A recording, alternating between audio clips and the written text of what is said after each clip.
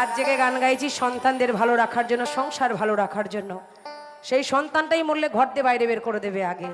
শ্মশানে পাঠানোর আগে কয়েকখানা শাড়ি আছে ভাগাভাগি করে নেবে, কেউ সাথে যাবে না।